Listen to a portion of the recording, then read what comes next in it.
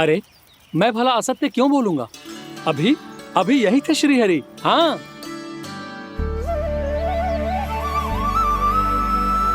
हाँ, जैसे श्री हरि को तो कोई कार्य है ही ना। वो तो आतुर होके बैठे रहते हैं, कब तुम हरि हरि बुलाओ और वो दौड़े चले आए। भगवान तो भक्तों के पास आने के लिए सदैव आतुर रहते हैं। बल्कि सत्य तो यह है कि भक्तों के मन में ही निवास करते हैं भगवान। भगवान तो भक्त के पास आने के लिए सदैव ही आतुर रहते हैं शंकरी मौसी। बल्कि सच्ची बात तो ये है कि भगवान हमारे मन में ही निवास करते हैं। कम से कम तू तो इसे बढ़ावा मत दे जशोदा। जब देखो जब हरि नाम की रट लगाए रहते है। हरि बोलते बोलते ऐसो बावलो होता है कि सारा कार्य भूल जाता है। 2 दिन से अपनी मटकी के लिए चक्कर काट रही हूँ। अभी तो एक चक्कर और लगाना होगा आपको। आपकी मटकी तैयार हो गई है, अभी लाता हूँ।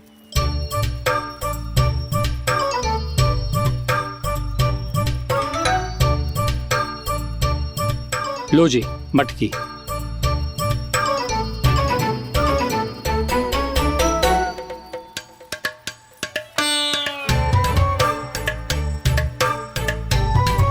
इस कच्चे मटके का क्या करूं मैं? हाँ? पर इसे तो मैंने भट्टी में पकाया था। अब तू ही देख ले कितना ध्यान रहता है इस कार्य पे। और कह तो है कि श्री हरि आते हैं इससे मिलने। हाँ आते हैं और आगे भी आएंगे हमारे श्रीहरि हमसे मिलने। और आके मोक्ष देंगे, है ना? मांगूंगा तो मोक्ष भी दे देंगे, मांगूंगा तो मोक्ष भी दे देंगे, मांगूंगा तो मोक्ष भी दे देंगे। अभी तो ये बता कि तू मुझे मेरी मटकी कब देगो? और मेरी मांग कब पूरी करोगे भोला राम जी? मेरो घड़ा मेरे दिए तो तैयार है ना, कल एकादशी की पूजा और व्रत के लिए। एकादशी का व्रत? हाँ, एकादशी का व्रत। इसे करने से श्री हरि बहुत प्रसन्न होते हैं। अच्छा, फिर तो अभी लाया।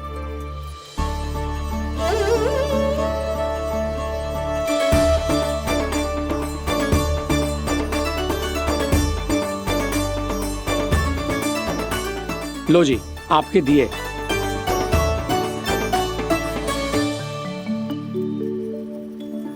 और जो हमने मांगा है वो? बाकी सब शेष द्वादशी के दिन मिलेगा, क्योंकि कल मैं भी एकादशी का व्रत रखूंगा, क्योंकि कल मैं भी एकादशी का व्रत रखूंगा, क्योंकि कल मैं भी एकादशी का व्रत रखूंगा।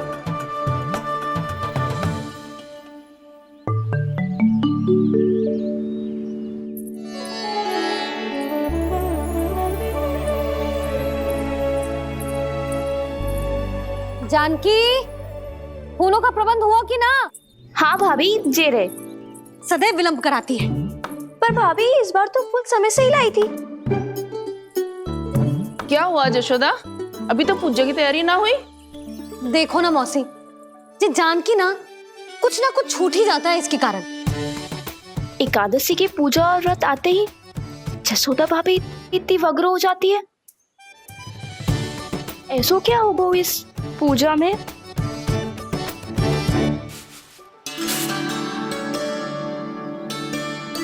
ये थाली में रोली चंदन रखने से, दिया जलाने से के होगो? आपको पता भी है एकादशी का व्रत क्यों रखते हैं? क्या महत्व है इसका? लो, जे तो मैं जसोमती रानी से पूछना भूल ही गया। पर हाँ भगवान, मेरे लिए इतना ही पर्याप्त है कि इस व्रत को रखने से मेरे श्रीहरि हमसे प्रसन्न हो जाएंगे।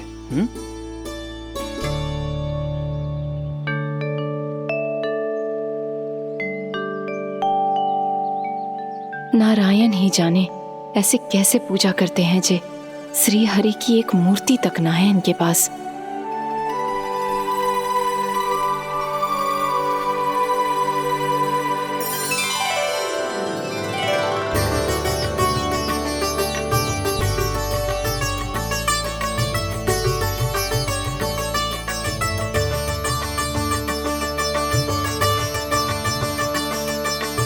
प्रभु, न तो मेरे पास मूर्ति है और ना तो इस व्रत के विधि विधान के बारे में मुझे जानकारी है और ना ही मुझे इसके महत्व के बारे में जानकारी है, पर फिर भी मैं करना चाहता हूं।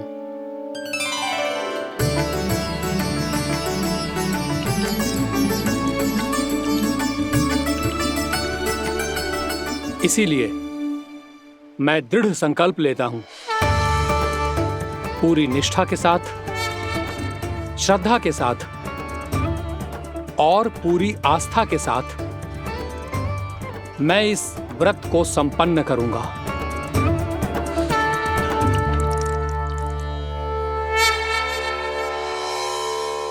हम संकल्प लेते हैं कि एकादशी के व्रत को पूरी निष्ठा के साथ संपन्न करेंगे।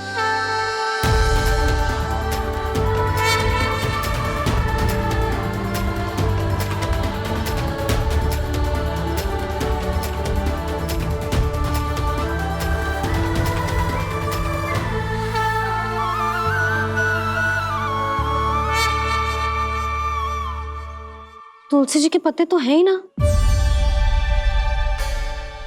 श्री नारायण को तुलसी जी के पत्ते के बिना भोग ना चढ़तो है। जानकी, तुलसी के पत्ते कहाँ हैं? भाभी, मैं तो कब से यही पूछना चाह रही थी कि तुलसी के पत्ते लाऊं क्या, पर आप तो व्यस्त थी ना।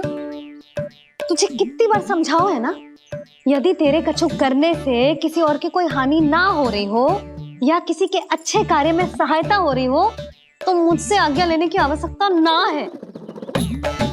समझ गई भाभी, आगे से जाना उनको।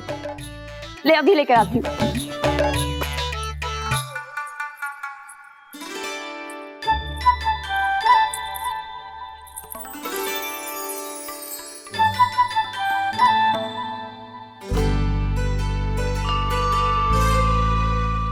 ताऊ, आपने पहले ये व्रत करो है?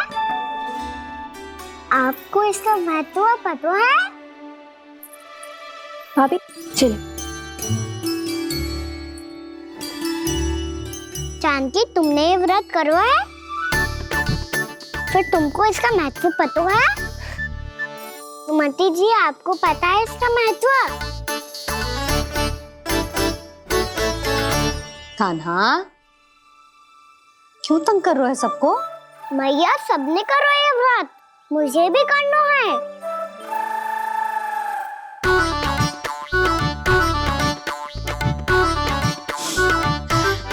ये व्रत केवल बड़ों के लिए होती है लल्ला।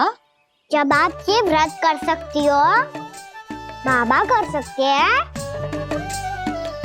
ये सारी गोपियां कर सकते हैं, वो भी कर सकते हैं, तो मैं क्यों ना कर सकता?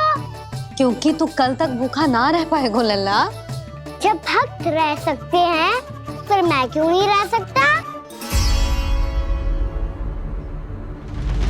मेरा अर्थ है कि नारायण के भक्त मैया। मैया, मान जाओ ना, मुझे करने दो ना ये व्रत। अपनी लल्ला पे आप विश्वास ना है आपको? विश्वास है। अच्छा ठीक है, तू भी कर ले।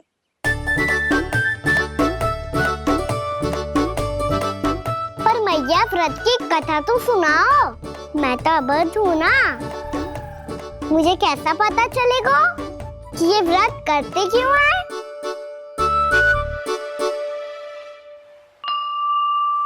प्रभु, मुझ अबोध को कैसे पता चलेगा कि इस व्रत का क्या विधि विधान होता है और क्यों रखा जाता है और इसका महत्व क्या होता है? मुझे तो आप ही बता सकते हैं प्रभु। जब व्रत कर रहे हैं तब उसका महत्व भी पता होना चाहिए ना। बताओ ना मैया, क्यों रखते एकादशी का व्रत? इसके लिए तो तुझे एकादशी की कथा सुननी होगी। सुनेगो ना?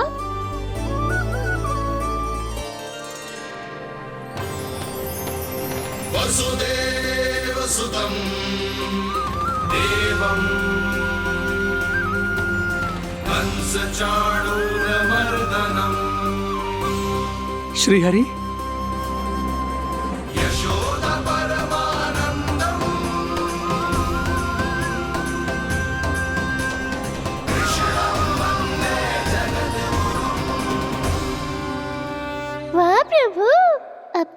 भक्तों को एकादशी व्रत का महत्व समझाने का अच्छा उपाय खोज निकाला है आपने।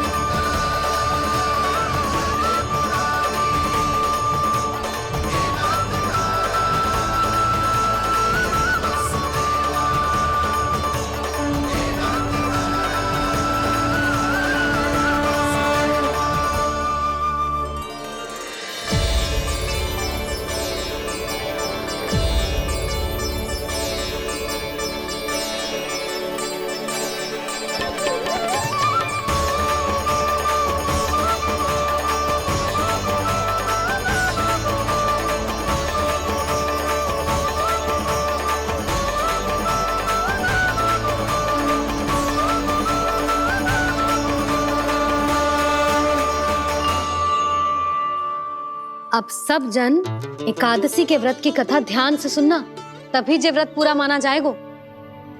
समझो लल्ला।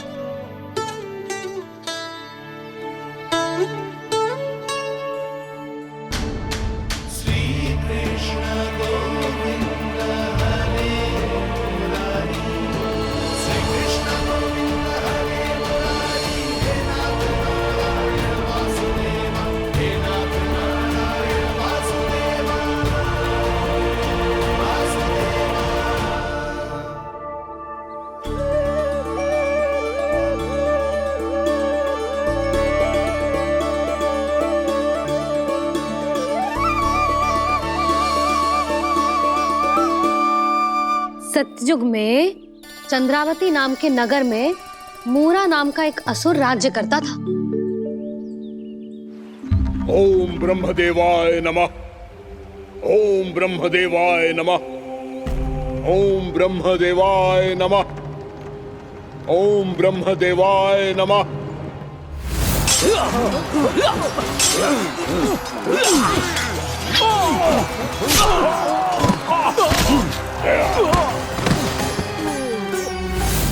ओम ब्रह्मदेवाय नमः।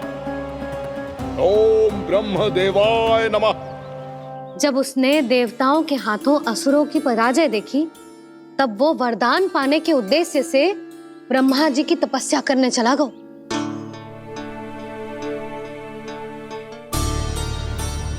शीघ्र ही मूरा की तपस्या सफल हो गई और ब्रह्मदेव जी उससे प्रसन्न हो गए। ओम ब्रह्मदेवाय नमः। ओम ब्रह्मदेवाय नमः।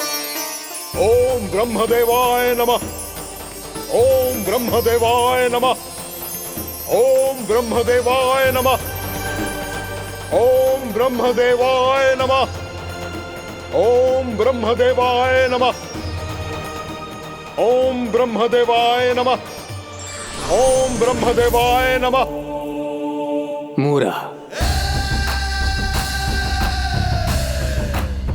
प्रणाम ब्रह्मदेव। तुम्हारी तपस्या सफल हुई। बोलो, तुम्हें क्या वर चाहिए? सृष्टि के रचयिता ब्रह्मदेव, कृपया मुझे ऐसा वरदान दीजिए जिसकी सहायता से मैं त्रिलोकी विजयी बन जाऊं और कोई देवता मुझे पराजित ना कर सके। यहां तक कि देवताओं के रक्षक, सृष्टि के संचालक भगवान श्री विष्णु के लिए भी मैं अपराजय रहूं। तथास्तु, तथास्तु, तथास्तु। प्रणाम ब्रह्मदेव।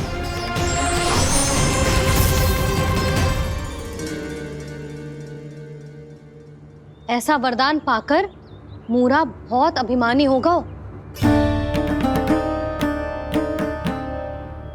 यक्षों, किन्नरों, यहाँ तक कि देवताओं को भी युद्ध के लिए ललकारने लगो, पर किसी ने भी उसकी ललकार को स्वीकार ना करो, क्योंकि सभी उसकी शक्ति से बहुत भयभीत थे और उसके सामने युद्ध किए बिना ही अपनी पराजय स्वीकार करने लगे और फिर दंभ में आके उसने स्वर्ग लोक पर भी आक्रमण कर दिया। और देवराज इंद्र तक को चुनौती दे डाली।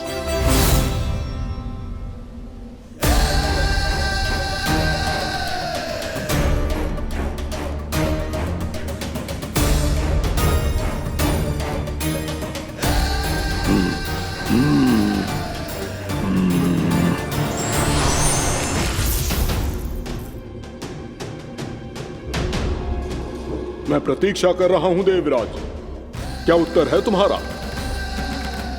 मुझसे युद्ध करोगे या फिर बिना लड़े ही पराजय स्वीकार कर मेरे अधीन हो जाओगे और सौंप दोगे मुझे अपना ये स्वर्ग लोक? सारी शक्ति तुम्हारे मुख में है या कुछ बाहुबल भी है तुम्हारे पास? मैं तुम्हारी चुनौती स्वीकार करता हूं मूरा, मैं तुम्हारी चुनौती स्वीकार करता हूं मूरा।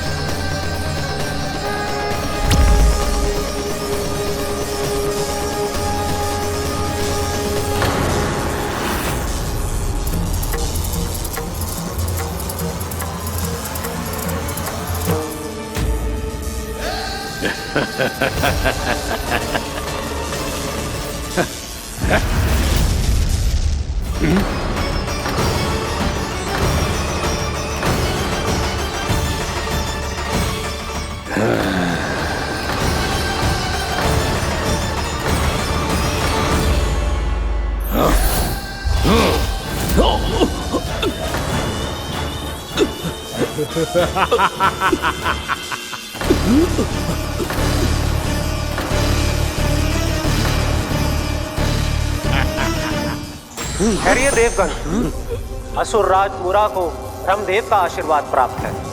आप में से कोई भी इन्हें पराजित नहीं कर पाएगा।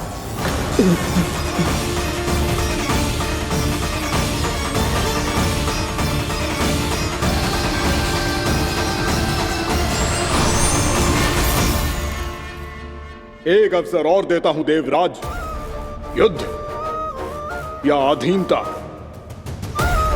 क्या उत्तर है तुम्हारा देवराज?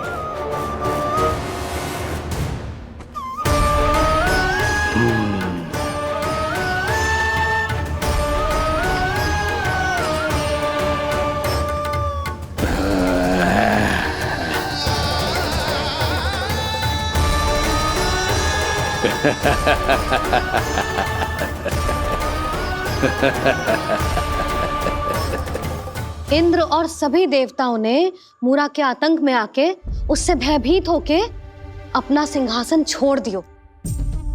अब मूरा स्वर्ग का अधिपति बन गयो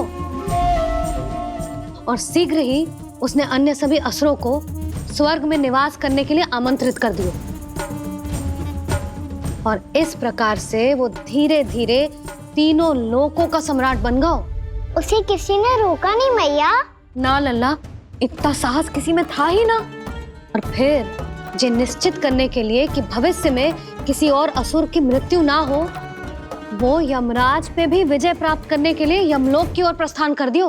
वो तो अपने आप को और सभी असुरों को अमर बनाना चाहता था। पर देवता और यमराज भी उसकी ये योजना समझ गए थे, इसीलिए उसके आने से पहले ही सारे देवताओं ने श्री नारायण से सहायता के लिए गुहार लगाई। अब केवल आप ही कुछ कर सकते हैं प्रभु। अभी तो मूरा केवल त्रिलोक का स्वामी है, और यदि उसने यमलोक भी जीत लिया तो वो जीवन को ही नियंत्रित नहीं करेगा प्रभु, वो मृत्यु का भी स्वामी हो जाएगा। ऐसे में पहले सृष्टि का संतुलन तो नष्ट होगा प्रभु, और फिर स्वयं सृष्टि ही नष्ट हो जाएगी। ऐसा नहीं होगा यमदेव, नियति ऐसा होने ही नहीं देगी। विधि रचेगी खेल और मैं बनूंगा माध्यम। असुर राज मुरा का सामना मैं करूंगा। बस आप मुझे चुनौती देने के लिए उसे तैयार कर लीजिए, चाहे उसके लिए आपको साम दाम दंड भेद कोई भी उपाय क्यों ना अपनाना पड़े।